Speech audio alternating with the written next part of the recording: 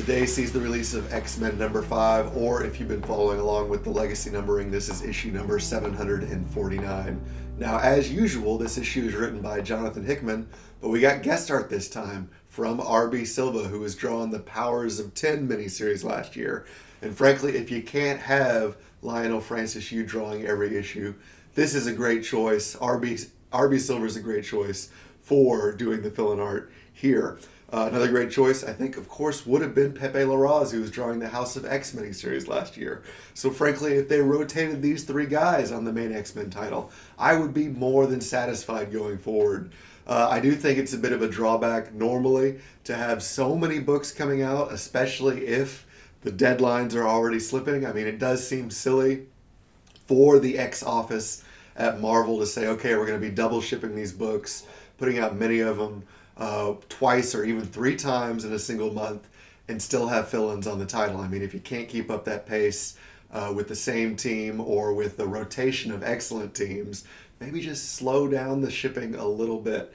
But this is a great issue. I really loved X-Men 5. I've been loving this main X-Men title. I have concerns at the very least about some of the other spin-off titles for this Dawn of X movement. But X-Men itself by Jonathan Hickman has been great with every outing, and number 5 is no exception. Now, one of the things I've noticed about this is that as we go through these issues, each one, not some of them more than others, tend to end on what seems like a cliffhanger, but the next issue does not immediately come back to the cliffhanger or the story in the prior issue. So it's kind of jumping around a bit, and it gives each issue its own sort of individual quality, or what would I say, a done-in-one quality, which is nice. But this issue 5 is going back to plot points from, I believe, the first issue, where the X-Men broke into an Orcus research facility, freed a bunch of kids, but it turns out one of those kids was a bad kid, just a bad kid. This bad kid is apparently a member of an organization called the Children of the Vault. And if you remember back, I think they talked about this in prior issues. The Vault is this, it's like this old sentinel head out in the jungle somewhere that if you go inside, time ends up passing a lot quicker than on the outside. So it's sort of this technological adaptation that humans, the Orcus Project, they're running experiments on children.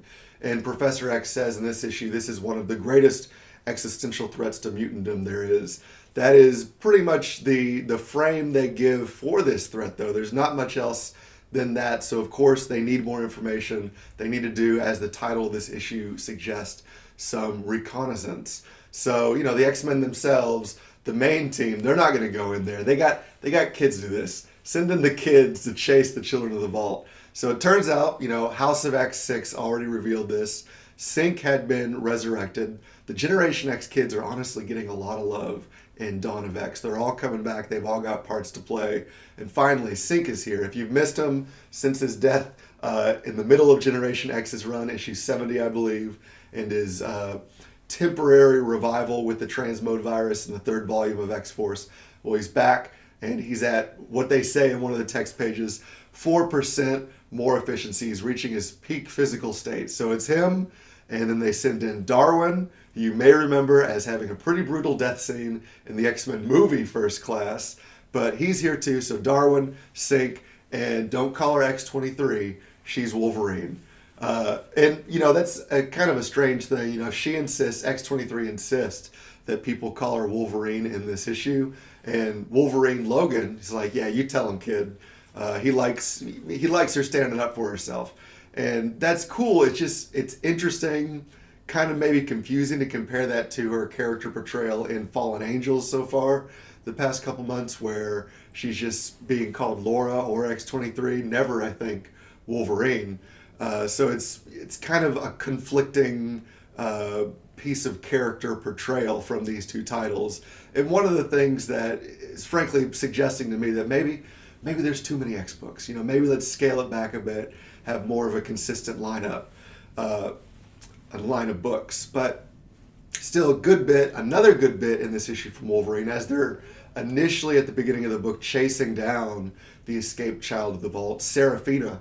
Serafina is her name. Wolverine stops some farmers who have been more or less hypnotized by Serafina and told to stop anyone that's following her. And, Wolverine says, I know I'm low, but, I'm going to have to get you. And that's the line, I know I'm low. And it stood out. It's in bold in this comic. And it stood out to me, so I Googled it. Turns out this also is a line that appears in a book by Charles Palliser called the Quincunx. Quincunx. Kuincunx. I'm even saying that correctly. Who knows? But it's a line that appears a couple times in there, and never heard of this book before. Not seeing any sort of clear plot parallels between that book and X-Men, but it's interesting, and it's something I probably will go and check that out from the library and see what it's all about. Jonathan Hickman, definitely definitely an artist who is taking from other places, even if you wouldn't say he's outright copying or stealing. I mean, what is the cliche that goes along with that? Good artist copy, great artist steal. There is a parallel there. I'm wondering if it's on purpose or if it's just a coincidence. But it's such a strange phrase. I know I'm low, and I don't think it's something Wolverine has said before. That I could be wrong, though. If it is something he said before, please let me know in the comments. So anyway, the X-Men, they've got their team of kids to send in there, knowing full well that once you're inside the vault, once you're inside that big sentinel head, time is going to pass much faster for you than the people on the outside. But, again, what problem is death with the resurrection protocols? And that's, another thing that I can quibble with in some of the other books, like, say, Marauders last week, spoilers for that. Supposedly, Catherine Pryde has sunk to the bottom of the ocean and she's dead now. But don't believe it. It's silly enough to ever believe that there's going to be some death in a Marvel comic book that sticks. It's even sillier when they've actually built into the universe now the plot point of, well, we could just resurrect everybody. Now, can they resurrect Catherine Pryde? Can they get her on Krakoa? Supposedly at this point, no, but, plot armor supersedes all. And speaking of just armor in general, some comments on the great art, again, great art by R.B. Silva.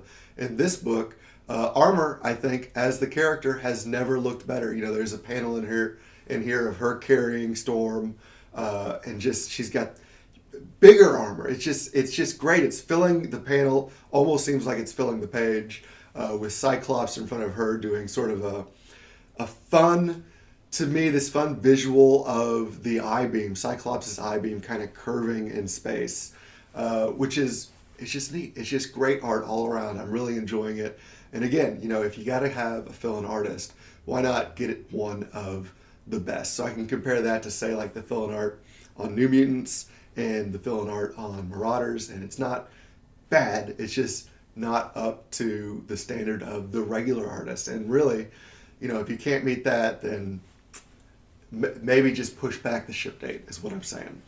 Also a bit of sad news. I don't know if I'm getting the pronunciation of this name correct, but maybe you heard the inker on X-Men unfortunately passed away very recently. Gary Alanguian, Alanguilan, and he was a great guy. There's a photo of him at the back of this issue. It's unfortunate. He was clearly a good friend of Lionel Francis Yu, worked with him for years and years. They did a bunch of titles together, both this X-Men series and many other things throughout the years.